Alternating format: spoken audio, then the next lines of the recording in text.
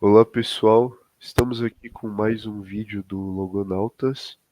Dessa vez quem participará será somente eu e o Valtric, Salve.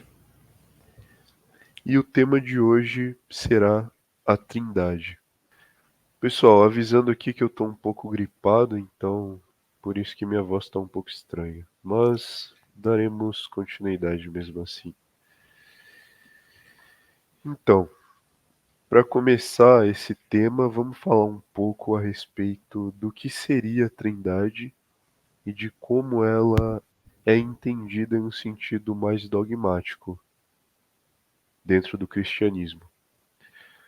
Bom, a gente deve entender a Trindade inicialmente como a afirmação de duas coisas simultâneas: a afirmação de uma única essência divina e a afirmação de três pessoas realmente distintas que, contudo, compartilham da mesma essência divina.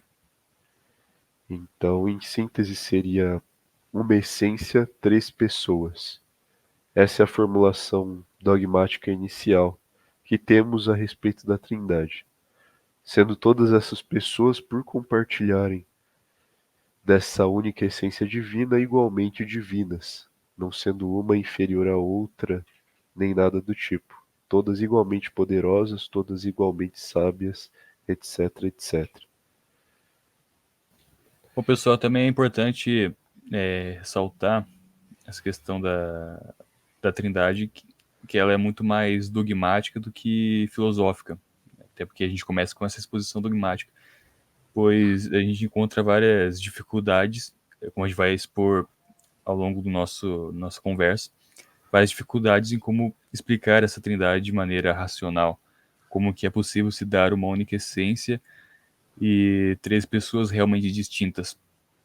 E no final até a gente vai falar um pouco sobre as heresias que surgem justamente pela tentativa de se explicar racionalmente a Trindade, a Santíssima Trindade. E sobre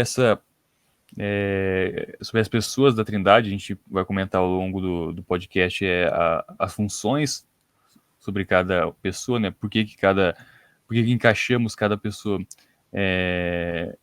na Trindade, né? Porque cada indivíduo na Trindade está participando dela. Também vamos explicar um pouco sobre de onde surge esse termo Trindade, já que não é encontrado na Bíblia. Muitas pessoas ditas estudiosas da Bíblia, cristãs, acabam negando a Trindade por não ser uma ideia, um conceito que está explícito nela, porém é um conceito implícito. E, enfim, vamos tentar fazer uma explicação completa do porquê que nós cremos realmente na existência da Santíssima Trindade. Bom, a gente pode começar falando sobre como a Trindade foi entendida por um dos principais teólogos cristãos, um dos principais e dos maiores teólogos cristãos, que é nada mais nada menos do que São Tomás de Aquino.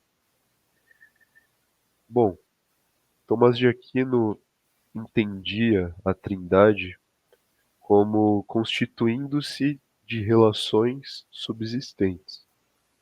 Então, cada pessoa da Trindade seria como uma relação subsistente por si, dentro dessa mesma e única essência divina.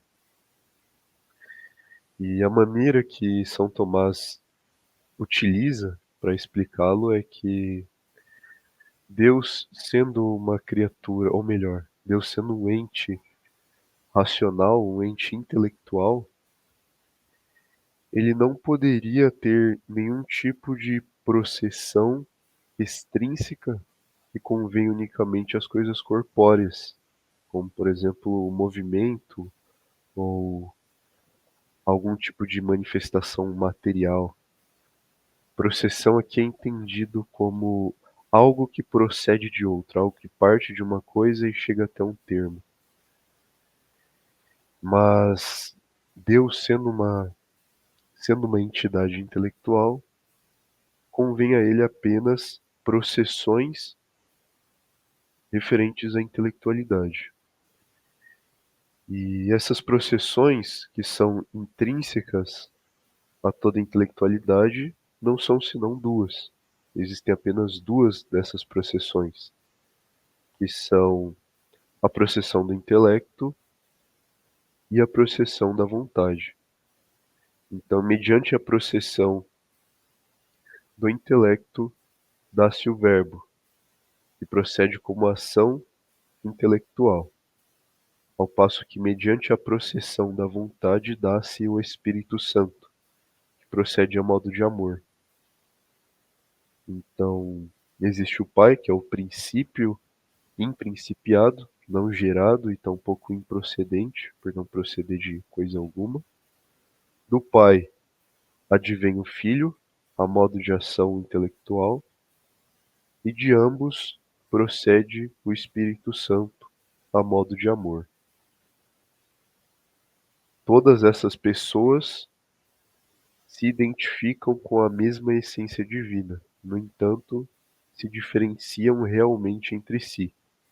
Isso a gente vai explicar um pouco mais para frente, porém a diferenciação se dá mediante o que São Tomás chama de oposição relativa, porque como cada pessoa consiste, como cada pessoa consiste em um tipo de relação, se as relações se opõem relativamente entre si, elas hão de ser necessariamente distintas na coisa, não somente pela mente, não somente pelo intelecto. Então, a filiação opõe-se relativamente à paternidade, que é contraditório que uma coisa seja ao mesmo tempo pai e filho. Então há uma oposição relativa entre essas duas coisas. Portanto, não poderia ser o caso de haver a paternidade e a filiação em Deus e ao mesmo tempo serem coisas idênticas na realidade. Seria a mesma coisa que dizermos que não há de todo paternidade e filiação em Deus.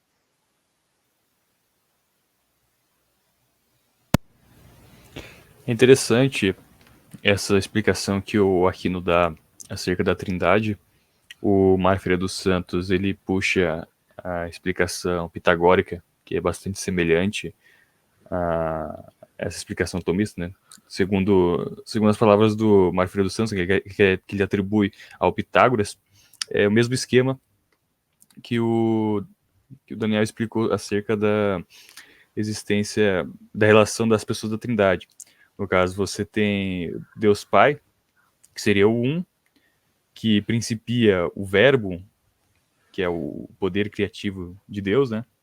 A atividade que seria justamente a vontade divina, essa procedência, aquilo que procede do Pai, não como criatura, mas sim como é uma geração. A gente vai explicar um pouco essa diferença entre aquilo que é principiado e criado, ou aquilo que é gerado e criado, tem essas distinções também importantes, e da relação entre o um que principia e o um principiado, ou seja, Deus principiado e Deus que principia, Deus Pai e Deus Filho, que é o Deus enquanto verbo, o poder criativo, e o Deus que cria na medida da sua atividade intelectual, nós temos a relação de amor, que é justamente o Espírito Santo.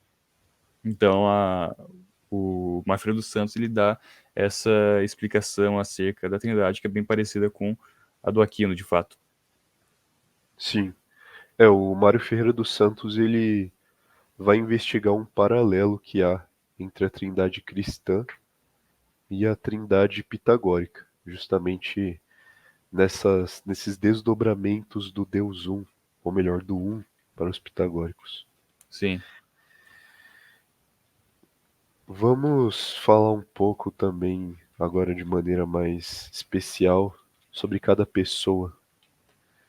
Primeiro, iniciando sobre o verbo.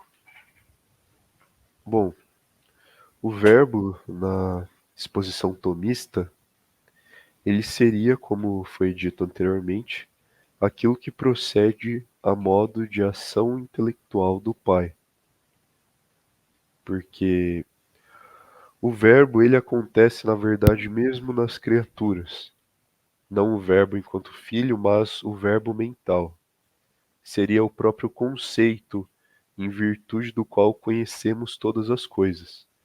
Então, mediante a comparação com o verbo imanente ou nosso verbo, podemos entender um pouco mais do verbo enquanto filho, a segunda pessoa da Trindade. E esse verbo não é senão o conceito, no nosso caso.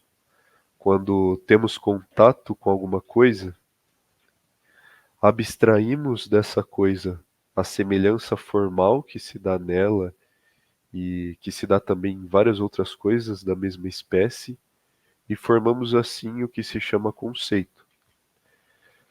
Através do contato com cavalos, por exemplo, abstraímos o que há neles de semelhante, então, ao vermos um outro cavalo, sabemos que há nele essa mesma natureza, porque ainda que essa natureza esteja contraída individualmente, ou seja, singularizada por certas condições, sabemos que, no entanto, há algo de comum entre este cavalo e aquele. E na medida em que sabemos isso, formamos o conceito, que não é senão essa referência intelectual. E entre aquele que conhece o princípio inicial do conceito ou do verbo e o verbo em si, há uma relação, porque o verbo faz referência a todas as coisas, ao passo que o primeiro princípio do verbo faz referência tão somente a ele. Então são razões distintas que correspondem a cada um deles. Portanto, o sujeito inicial tem uma certa relação com o verbo, por sua vez, é representativo daquilo que aponta. Então, mediante o verbo, há uma certa semelhança que é imprimida na mente, no nosso caso. Agora, uma coisa interessante de se notar é que o verbo é tanto mais íntimo à criatura, quanto mais perfeita ela é, ou tanto mais íntimo ao ente, quanto mais perfeito ele for. Porque quanto mais perfeita uma coisa é, mais una ela é. Aqui a gente traz também a ideia da transcendentalidade do um e do ente, porque o um e o ente se convertem na realidade. Então, quanto mais una uma coisa é, mais, ou melhor, menos múltipla ela será em relação às coisas que lhes são acidentais, no nosso caso. Então, para nós, o verbo se relaciona conosco como um tipo de acidente, o que denota uma imperfeição, porque nós e o acidente não constituímos uma unidade perfeita, mas tão somente uma unidade substancial, enquanto o acidente não é uma outra substância, mas se une à nossa própria substância. Agora, em se tratando de Deus, como convém a ele também o verbo, assim como convém a toda a entidade intelectual, não pode ser o caso do verbo convir a Deus como um tipo de acidente, como uma coisa que contingentemente cabe a ele, representativa tão somente de uma ou outra coisa, tal como os nossos conceitos, etc, etc. O verbo, no caso de Deus, o convém substancialmente. Então, o que sobra de semelhança é exatamente a relação entre o princípio e o verbo que provém desse primeiro princípio. Então, o verbo, enquanto tal, exige a razão de principiado. No entanto, não exige a razão de acidente. Então, o verbo, no caso de Deus, é entendido justamente como essa concepção ou essa ação intelectual em virtude da qual Deus conhece todas as coisas, mas que, no entanto, por Deus ser absolutamente um, ou então absolutamente simples, não tendo nenhum tipo de composição entre ato, potência, substância e acidente, esse verbo procedente não é senão a mesma substância divina, que, no entanto, por se opor relativamente ao seu princípio, tal como princípio e principiado, se difere realmente do Pai, da pessoa do Pai, que é esse primeiro princípio. Então aqui a gente tem a noção inicial do verbo. É uma concepção bem interessante, né? Nós conseguimos explicar essa até uma maneira bem racional de ver a Trindade. Claro, não exaurir toda a explicação acerca dela, já que essa exaurição seria impossível, né? Porém, a gente consegue ter uma boa base racional para ver por que um Deus uno e trino é possível. E essa ideia do verbo, no caso, a pessoa Trindade, o verbo, né, a atividade divina, a atividade de Deus, que seria a segunda pessoa da Trindade, é muito atribuída à figura de Cristo, né? Disse que Cristo é o verbo encarnado, justamente porque Cristo é o Deus Filho encarnado, o Deus Filho que se fez homem. Então, quando a gente pensa no verbo, a palavra, né? O verbo, ele é justamente atividade.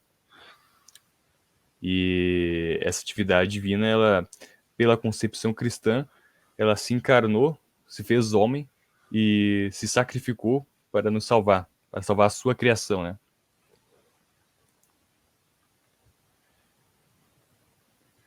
Exato. E o verbo e o pai não são realmente diferentes, senão naquilo que eles relativamente se opõem. Então, a mesma bondade, a mesma sabedoria, todos esses atributos chamados essenciais ou referentes à essência, convêm do mesmo modo a ambos, Sim. assim como ao Espírito Santo, como veremos em breve.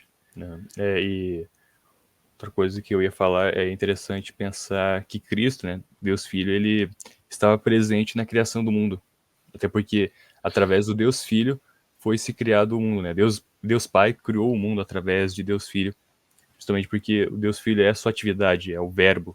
Através deste verbo que é criado o mundo e as criaturas provêm do Deus Filho, provém do verbo divino. Exato, até porque não teria como o Pai criar todas as coisas senão mediante a concepção do Verbo. E Sim, uma outra coisa interessante, né, agora que eu falei concepção, a gente pode notar, é que concepção, no sentido forte, não é senão dar à luz a algo, não sim. é? Você fala, um Aham. filho foi concebido.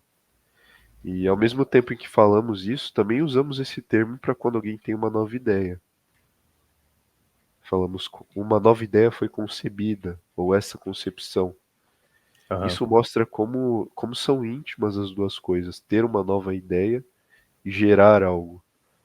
Justamente porque a concepção intelectual convém a razão de semelhança, sobretudo. Conhecemos à medida em que temos a semelhança de algo em nós. E no caso de Deus, essa semelhança é tão perfeita que é uma hipóstase subsistente, ou uma pessoa subsistente. Deus, não só por analogia à geração, tem o verbo oriundo de uma concepção, mas também de modo literal, porque é tamanha a perfeição daquele que concebe que o concebido torna-se realmente uma pessoa, ainda que idêntica à mesma essência do que concebe. Sim. No caso, Deus Pai, ele concebe o verbo, né? Deus Filho. Sim, E essa concepção é interessante destacar que ela é uma concepção coeterna, até porque não houve um momento em que só havia o Deus Pai e o Verbo, né, o Deus Filho, não existia, né? Ele foi concebido posteriormente. Na verdade, a gente pensa que o Deus Filho é principiado no Deus Pai, né? O Filho é principiado no Pai, porém ambos são coeternos, ambos sempre existiram na eternidade. E todo o plano de vida e todo o plano divino e toda a criação, toda a ideia da criação, ela já estava arquitetada no intelecto e na vontade divina. Ou seja, no intelecto, no Pai, e na vontade, o Filho. Sim. Dentro da concepção tomista, o verbo ele não se restringe meramente a aquilo que é feito por Deus, mas é representativo de absolutamente todas as coisas. Enquanto mediante o verbo, o Pai conhece mesmo. Sim. Então, sem um verbo, o Pai não teria conhecimento. Talvez Aristóteles não tenha concebido a ideia do verbo para Deus, né? Pensado em só Deus Pai, quanto motor imóvel que não conhece nada além dele próprio, né? Sim. Uma, a questão até, né, que eu discuti com o meu pastor esses dias, não sei se cabe falar aqui, que era sobre... mas é interessante, né? Uma discussão interessante, que é sobre a questão do verbo ter se encarnado em Cristo, né? Deus Filho Ou ter se melhor, encarnado. Cristo ser o verbo encarnado. Cristo ser o verbo encarnado, né? Quando a gente pensa nessa questão, uma coisa que é muito meio intuitiva para nós humanos, né? Com o intelecto muito temporal, digamos assim, subordinado ao tempo, a gente poderia pensar que antes de Maria ser concebida pelo Espírito Santo com Cristo, né? Ou seja, Cristo ser gerado por Maria, a gente pensar que antes disso o verbo não estava encarnado, né? Como se fosse uma coisa temporal, né? Houve um momento que o verbo não estava encarnado e outro momento que estava encarnado, né? Mas pensando numa relação atemporal e pensando que o verbo e todo o plano de vida e todo o plano divino é coeterno com Deus Pai, a gente pode pensar que essa vontade do verbo em se encarnar em Cristo, ela também é eterna, ou seja, sempre existiu essa como posso explicar, justamente essa vontade do verbo se encarnar, sempre houve, digamos assim, Cristo, né? Embora essa vontade ela fosse se dar no momento no tempo, né? Ela só fosse se concretizar em um certo momento do tempo, ela sempre existiu, ou seja, sempre esteve predestinado que o verbo iria se encarnar. Até que talvez até por isso Aquino fala que mesmo se não houvesse pecado original, Cristo iria vir ao mundo de qualquer forma.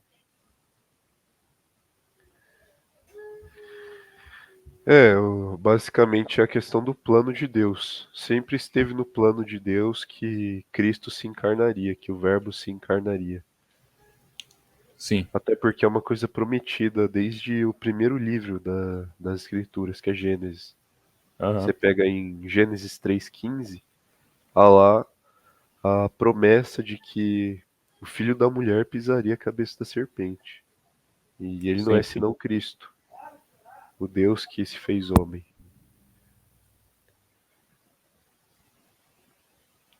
A gente pode falar um pouco agora sobre uma coisa que o Valtric já comentou brevemente, mas é bom ressaltar, que é a questão do princípio e causa, ou principiado e causado.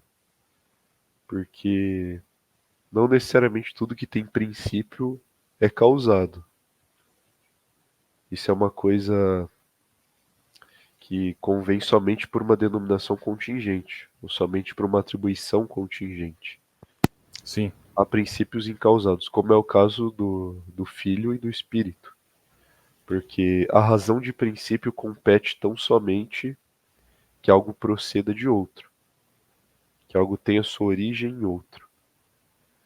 Mas não convém necessariamente a razão de não ser, a razão de que algo não seja e posteriormente seja.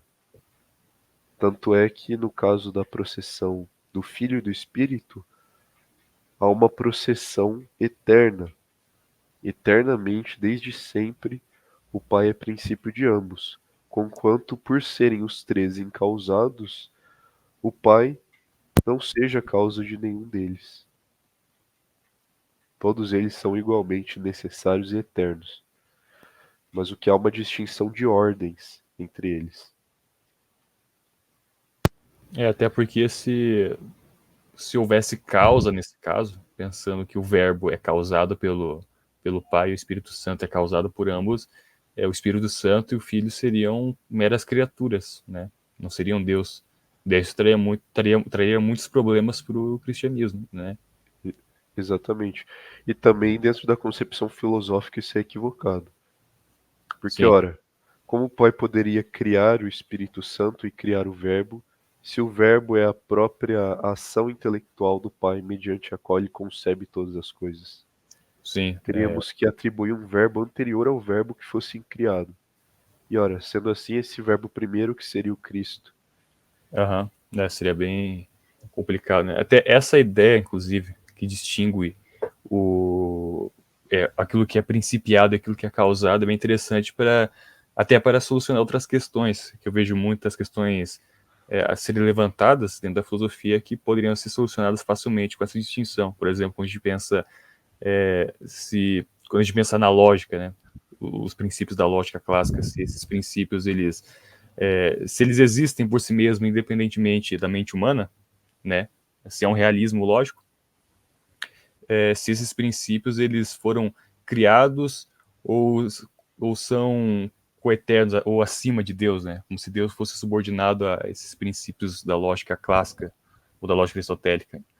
Mas com essa distinção entre aquilo que é causado e aquilo que é principiado, a gente pode pensar nesses princípios lógicos como sendo não coisas, não leis acima de Deus, nem abaixo, no sentido de que Deus foi lá e criou a lógica, como se fosse uma coisa arbitrária e Deus poderia ter feito de outro modo, que levaria a certos absurdos cartesianos, né?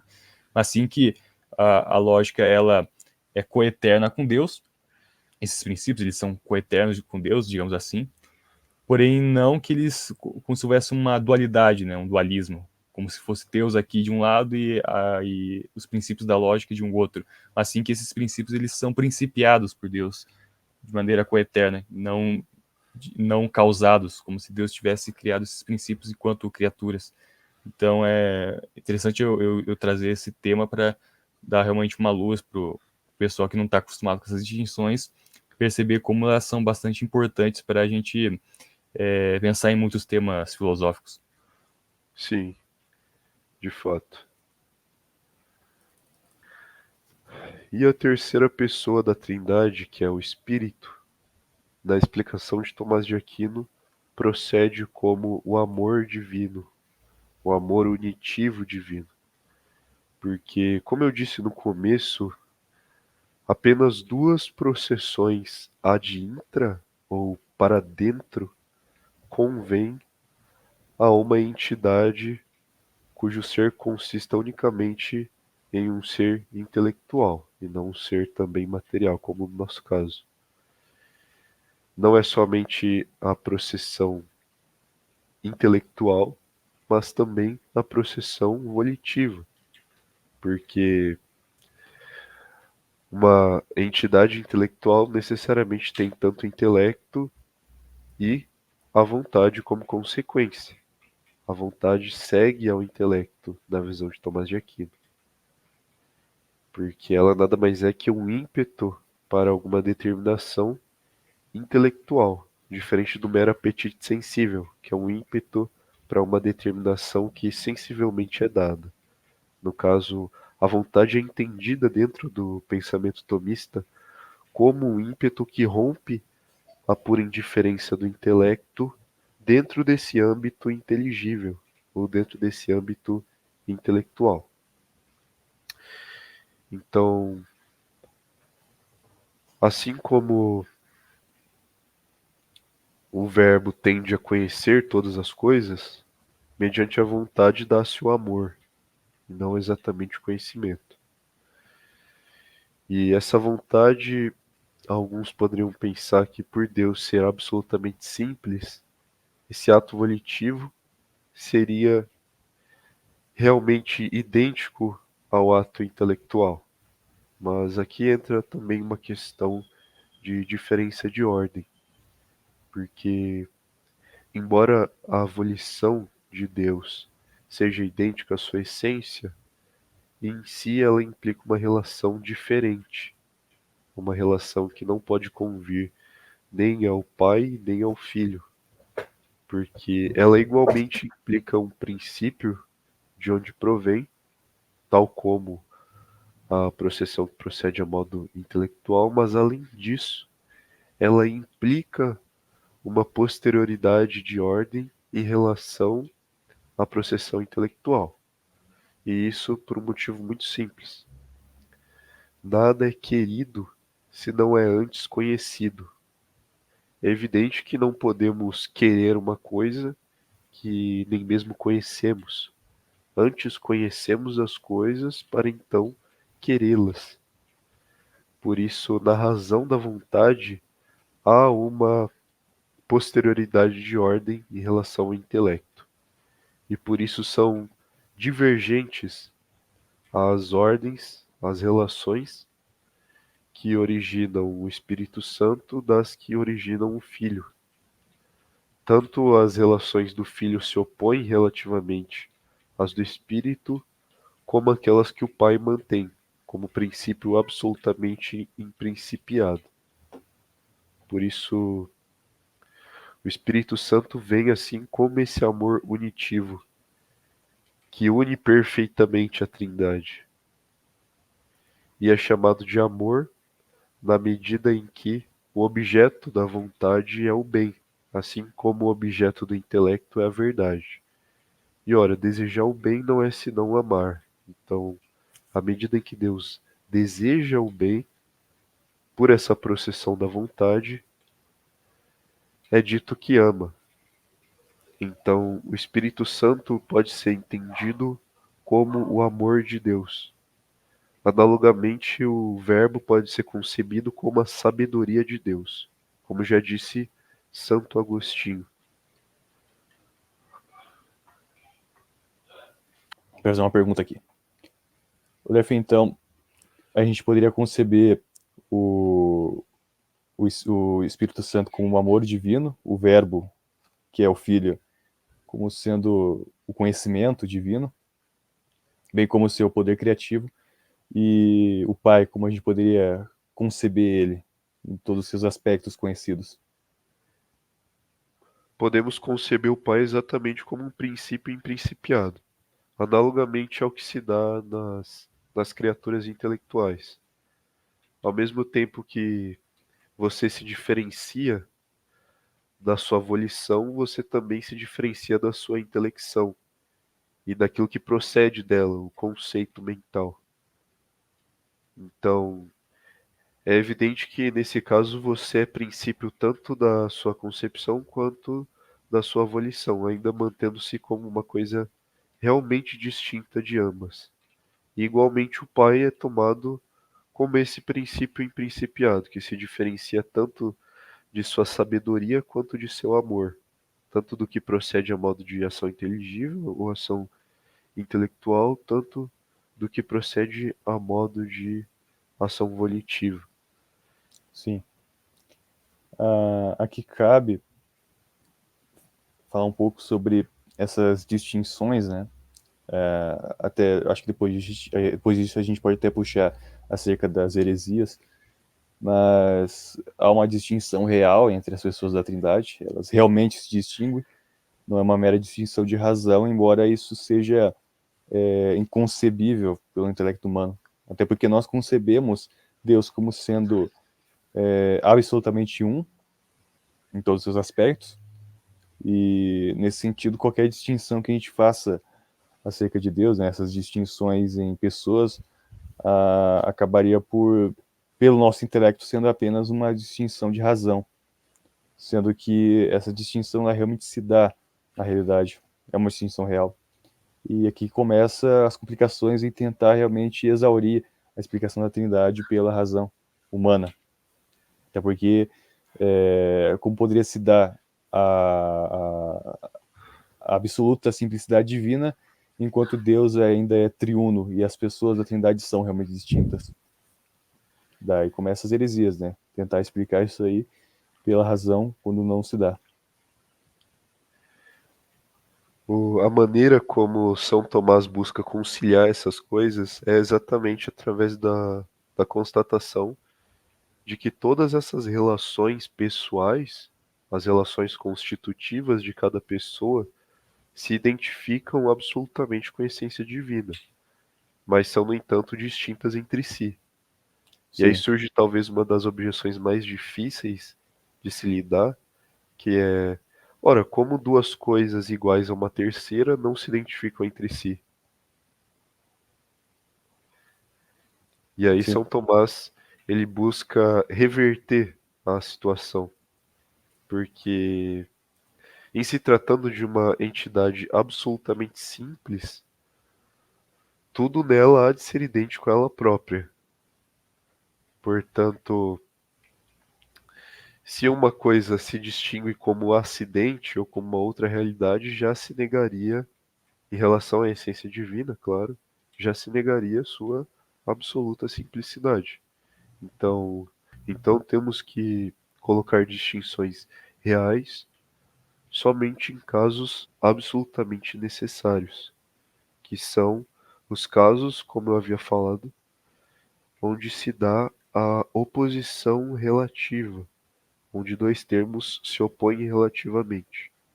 Então, por que o pai se diferencia realmente do filho?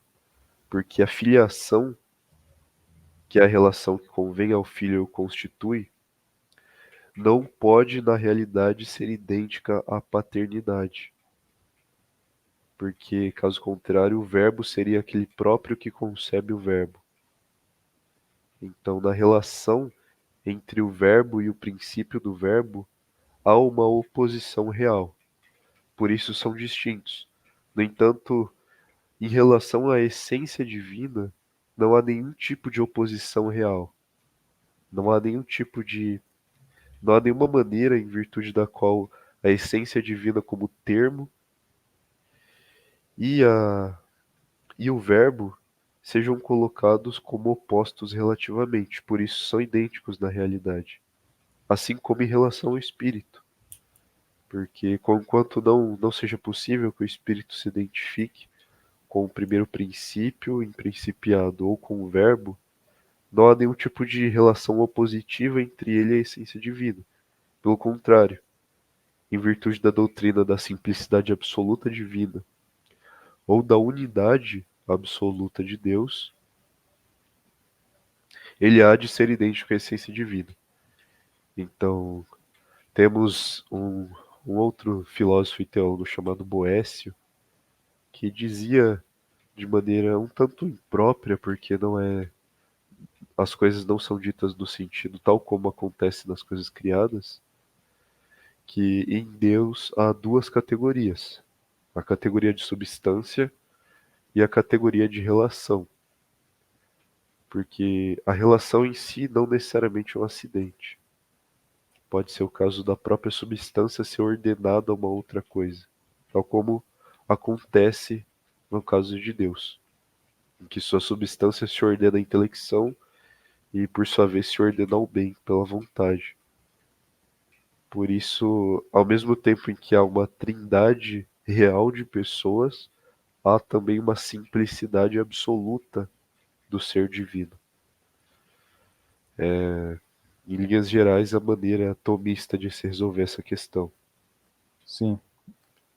Na, essa objeção que fazem a Trindade, que recai também sobre o Aquino ele faz essa solução, pensando em como que três coisas podem ser idênticas a um quarto termo e ainda serem diferentes entre si, eu gosto de introduzir uma analogia.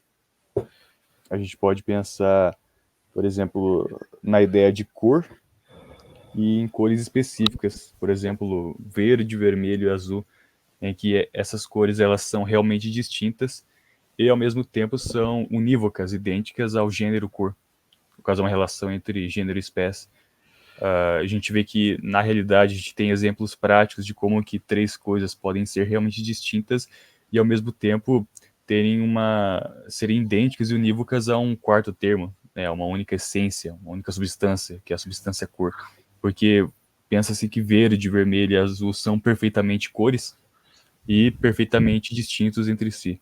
É possível que essas coisas se deem na realidade, e então nós temos na realidade exemplos de como que a Trindade ela pode funcionar, embora essas analogias elas ainda não vão exaurir a compreensão dela, até porque a relação em que se dá entre o Pai, ou melhor, Deus, Pai, Filho e Espírito Santo, ela não é uma relação de gênero e espécie. A gente não pensa, de modo algum, como se o Pai, o Filho e o Espírito Santo fossem espécies de Deus.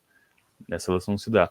Porém, essa analogia, ela até ilustra perfeitamente como se dá a relação de princípio e principiado, até porque a ideia cor, pensando no sentido mais pitagórico, platônico, essa ideia ela não causa as cores individuais, né, essas espécies de cores que se dão na realidade, porém a ideia cor ela principia as cores, né, ela é princípio, e ela é uma natureza que se univoca com as cores, ou seja, essa é a relação de identidade.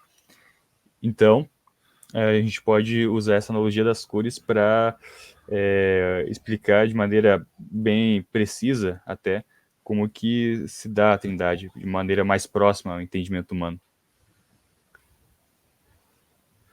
Uma outra analogia bem usada é a analogia do triângulo, que falam que, assim como um triângulo possui três ângulos realmente distintos entre si, mas que, no entanto, compartilham do mesmo triângulo, as pessoas divinas são as três realmente distintas entre si e compartilham da mesma essência divina.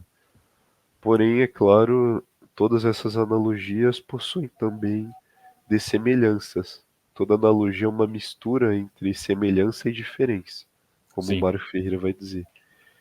E a diferença entre um triângulo e a trindade é que o ângulo ele não é um ângulo individual, não é o todo do triângulo, mas ele é parte de um todo.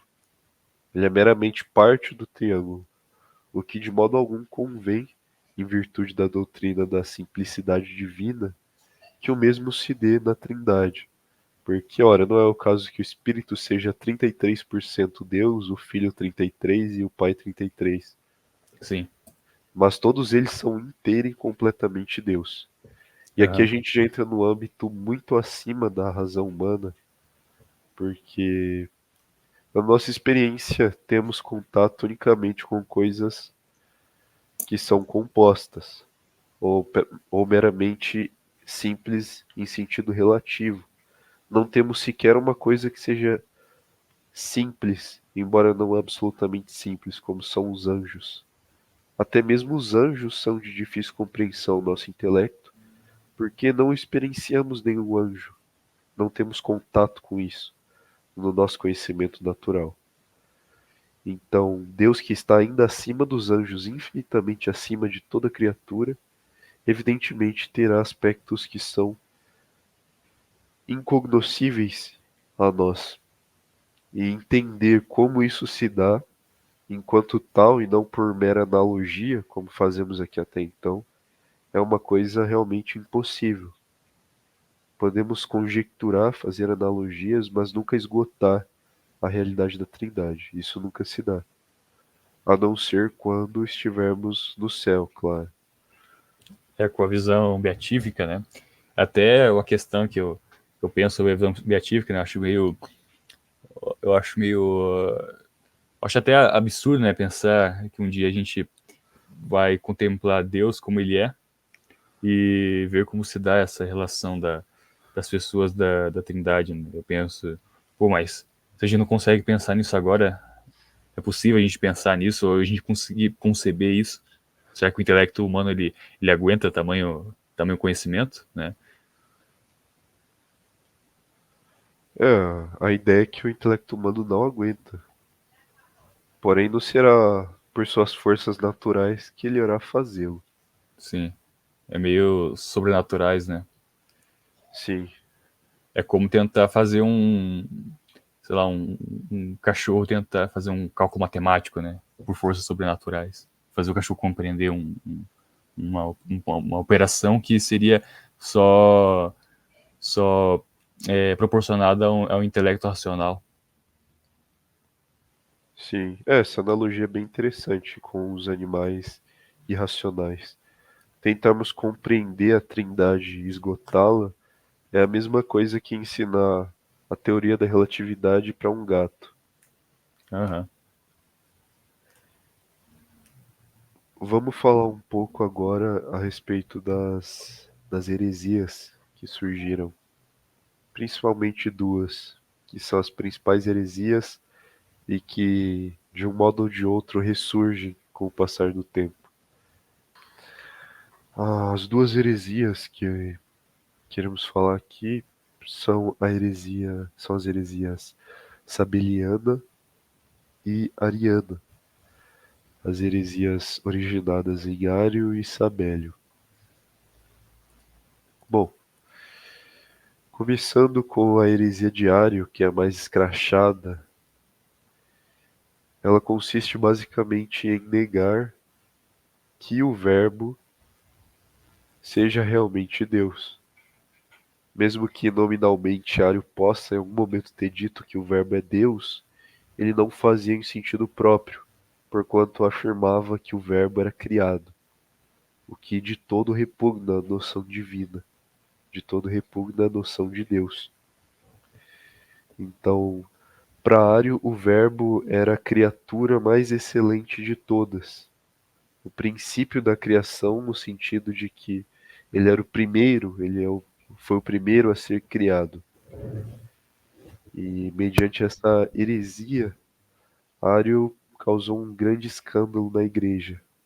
Houve um momento em que uma grande parte da cristandade acabou caindo nessa heresia, até ela ser devidamente refutada.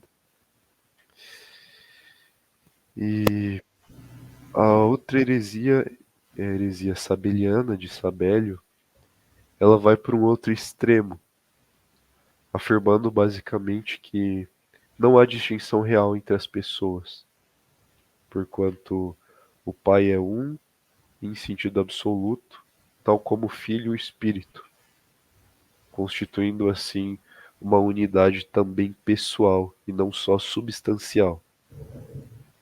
E aqui nos colocamos entre esses dois extremos, porque tanto Ário quanto Sabélio entendiam a processão ao modo das coisas sensíveis, e não de modo que a processão deve ser entendida tal como existe nas entidades intelectuais. Que em uma entidade sumamente intelectual, as processões são entendidas em sentido interno e não em sentido externo. Ao passo que nas coisas materiais o que se manifesta sobretudo são as processões externas. Então Ário entendeu a geração do filho em relação ao pai como uma geração externa, uma processão externa, tornando o filho assim um efeito do pai e não propriamente seu verbo. Ao passo que Sabélio, buscando preservar a unidade e a simplicidade de Deus, acabou destruindo as pessoas. E é interessante porque temos aqueles dois aspectos que eu falei bem no início do podcast, que é a multiplicidade pessoal e a unidade essencial ou substancial.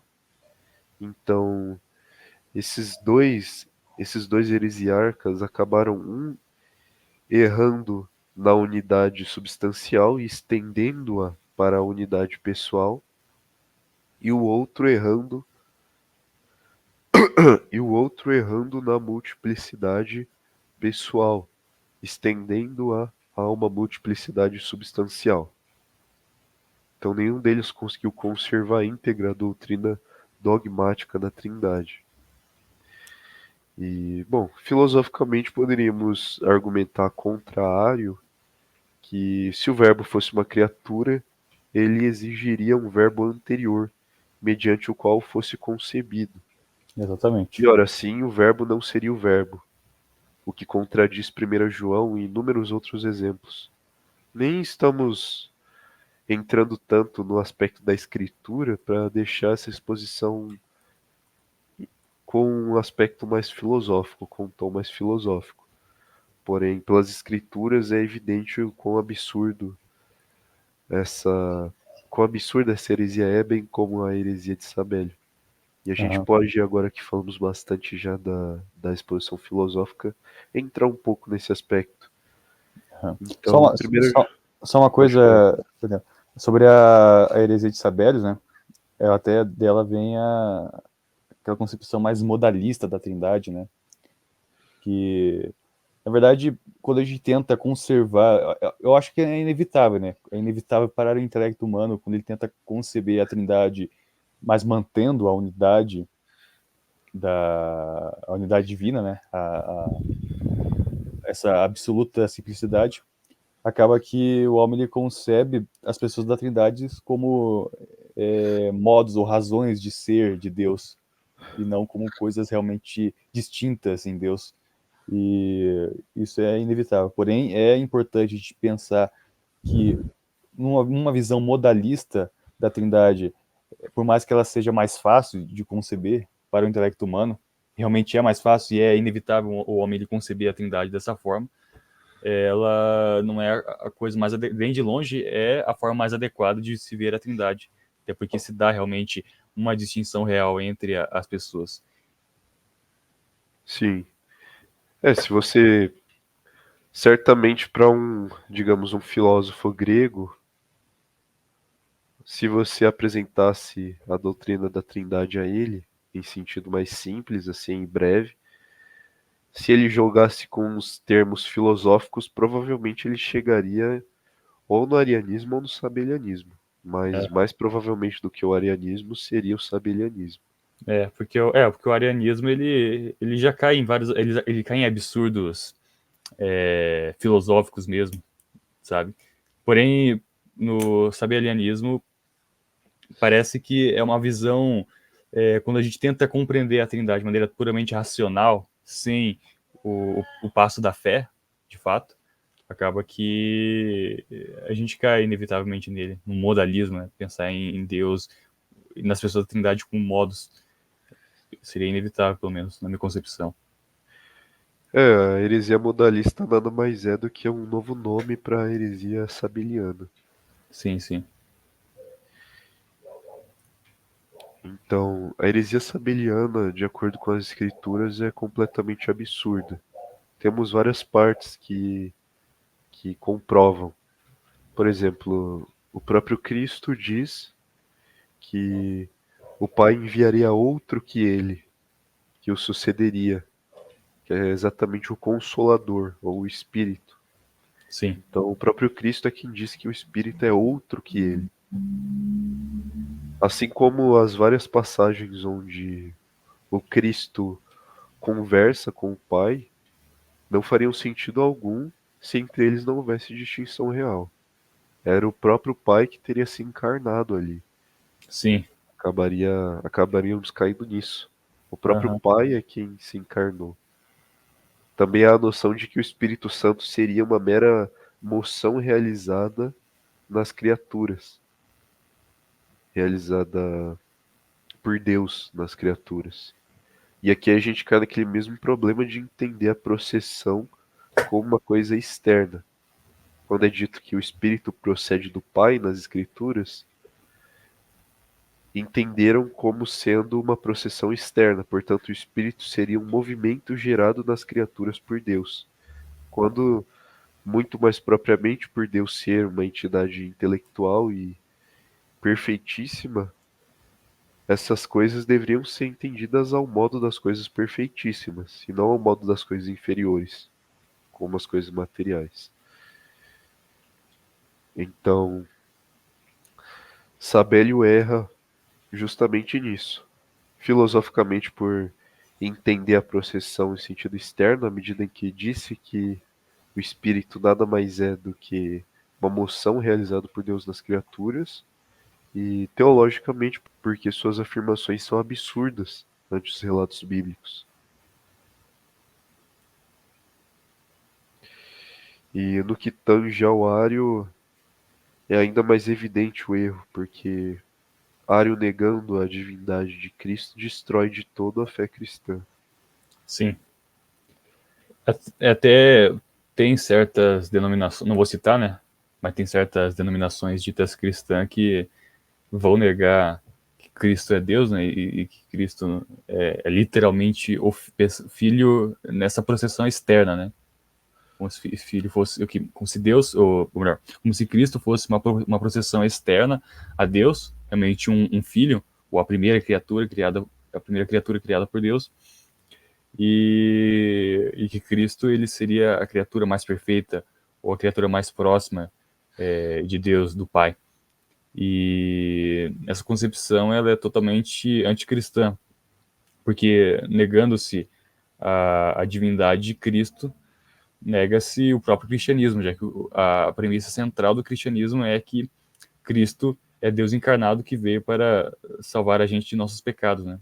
Salvar o homem dos seus pecados. E então não cabe aqui de modo algum um arianismo. Ambas as heresias destroem totalmente a fé cristã. O que muda, se assim podemos dizer, é que a destruição causada pelo arianismo pode ser notada um pouquinho mais rapidamente do que a destruição causada pelo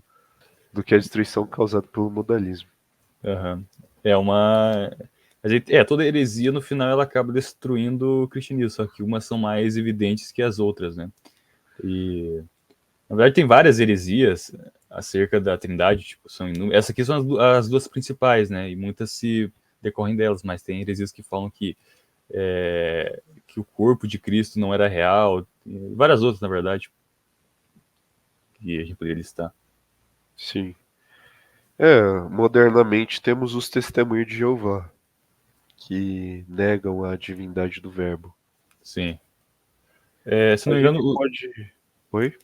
os espíritas também, embora eu conversei com uma garota espírita, ela disse que não negam, né? Mas é que eu já tive uma professora de ensino religioso que ela era espírita e ela negava que Cristo era Deus. Ela falava que Cristo era um espírito que alcançou a perfeição, ou que já era perfeito, sei lá, não lembro agora mais, coisa assim. Bom, de todo modo, uma outra coisa que a gente pode falar é explicitar a noção de filho, não é? Porque o que a gente entende por filho? Se você pega um escultor que realiza sua magnum opus, sua grande obra, acaso você diz que aquela obra é filha dele? Ou então, quando você faz alguma coisa, qualquer que seja, alguma obra externa, você constrói alguma coisa, você escreve algum texto, você não diz que essas coisas são seus filhos, mas são suas produções. Agora, quando se trata do filho, qual é a nota essencial, a nota que qualifica o filho como filho? É exatamente a transmissão da natureza. A substância. Então, quando uma pessoa tem filhos, ela tem, ela dá origem a entidades que são substancialmente, ou melhor, especificamente idênticas a ela. Então, o homem gera o homem, o cão gera o cão, o gato gera o gato, e assim vai. É nisso que consiste a filiação. E quando Cristo é dito ser filho de Deus, não por adoção como nós, mas filho, inclui nesse termo a própria transmissão da natureza, porque caso contrário se negaria que Cristo é realmente filho de Deus.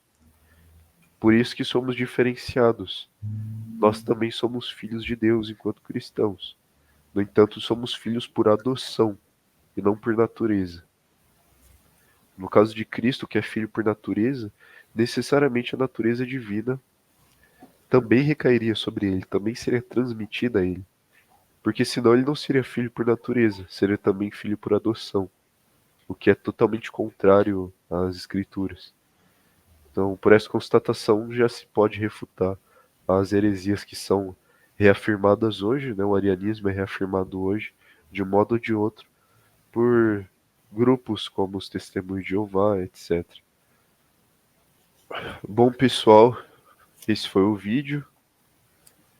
Deixa um like, comentem, etc. Deixem suas dúvidas aí, que os especialistas na Trindade vão responder, né? Deixe suas dúvidas aí para os especialistas em Trindade. Deixa pros especialistas, né? Não vai perguntar. Perdão novamente pela voz. Não só estou rouco, como estou gripado, que dificulta um pouco a fala. Mas imagino que vocês conseguiram ouvir sem maiores problemas. Sim, sim. Já fim de tá gravando, eu não tô vendo o cronômetro aqui, cara. Estamos. Ah, tá. Tá meio frio, né, Delfim? Daí por isso que o cara fica doente, né? Quando o cara não é resistente, né, que nem eu, daí ele fica doente, assim. Não, quando o cara é muito resistente, ele tem que voluntariamente se deixar ficar doente só pra sentir como que é, que senão ele não quer saber. Esse é o meu caso. Bom, galera, então é isso. Um abraço, fiquem com Deus e até a próxima. Tchau, tchau. Fique com Deus.